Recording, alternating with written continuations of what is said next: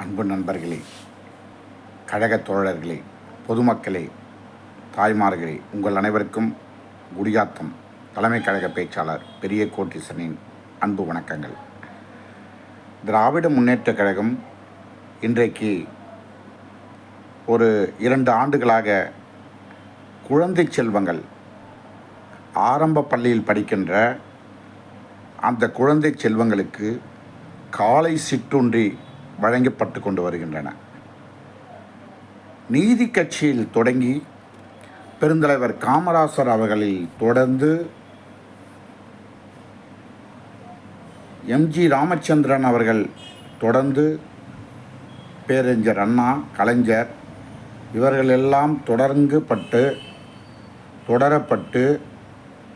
தலைவர் கலைஞர் அவர்களால் உண்மையான சத்துணவாக முட்டையுடன் கூடிய சத்துணவு வழங்கப்பட்டு இன்றைக்கு அது மதிய உணவு திட்டம் என்கின்ற வகையிலே அந்த திட்டம் இன்றைக்கு நடைமுறைப்படுத்தப்படுகின்றன.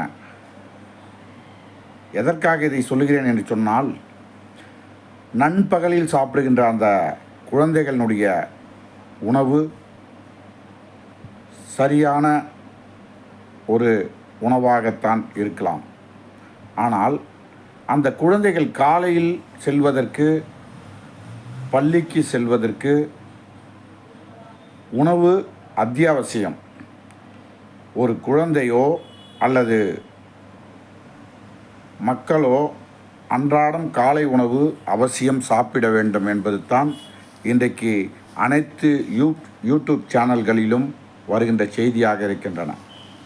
அந்த காலை உணவு திட்டத்தை மக்கள் இன்றைக்கு 100 நாள் வேலை அல்லது அன்றாடம் செய்கின்ற அந்த வேலைகளிலே அதிக கவனம் செலுத்துகிற காரணத்தினால் அந்த குழந்தைகளினுடைய உணவுகளிலே குறைபாடு ஏற்பட்டுவிடக்கூடாது என்பதற்காக தமிழ்நாடு அரசாங்கம், முதலமைச்சராக இருக்கின்ற தளபதி மு.க.ஸ்டாலின் அவர்கள் காலை உணவு திட்டத்தை முதலில் அரசு பள்ளிகளிலே தொடங்கி இன்றைக்கு அரசு உதவி பெறும் பள்ளிகளுக்கும் விரிவுபடுத்தப்பட்டு ஏறத்தாழ இன்றைக்கு 35 லட்சம் மாணவர்கள் பயன்பெறுகிற வகையிலே அந்த திட்டம் இன்றைக்கு நடைமுறைப்படுத்தப்பட்டு பொங்கலுடன் கூடிய சாம்பார், இப்படி மக்களுக்கு, குழந்தைகளுக்கு இன்றைக்கு தேவைப்படுகின்ற அந்த சத்தான உணவை காலையிலே அவர்கள் வழங்குவதற்கு அப்போதுதான் அந்த குழந்தைகள் ஒரு புத்துணர்ச்சியோடு படிப்பதற்கு ஏதுவாக இருக்கும் என்று நினைத்த தளபதி அவர்கள் இன்றைக்கு அந்த திட்டத்தை கொண்டு மக்களிடம் சேர்த்து மிகப்பெரிய ஒரு வெற்றி திட்டமாக அமைந்து, இது அண்டை நாடுகளான இங்கிலாந்து, கனடா போன்ற நாடுகள் எல்லாம் கூட இன்றைக்கு அந்த திட்டத்தை அந்த நாட்டினுடைய அதிகாரிகள் எல்லாம் தமிழ்நாட்டிலே வந்து ஆய்வு செய்து அந்த நாட்டிற்கும் இன்றைக்கு விரிவுபடுத்தியிருக்கிறார்கள் என்று சொன்னால் நீங்கள் சிந்தித்து பார்க்க வேண்டும்.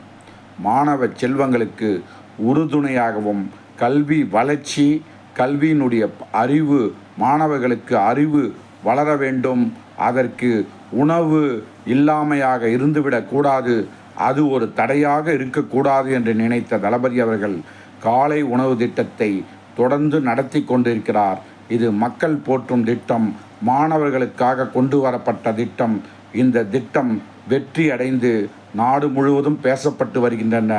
இந்த திட்டம் தான் வரும் 2026ஆம் ஆண்டு 234 தொகுதிகளில் 200க்கும் மேற்பட்ட தொகுதிகள் நமக்கு வெற்றி வாகை சூட போடுகின்ற திட்டமாக அமைய இருக்கின்றது என்பதை மக்களுக்கு எடுத்துரைத்து இதோடு என்னுடைய இந்த அளவோடு நிறைவு செய்கிறேன். வணக்கம்.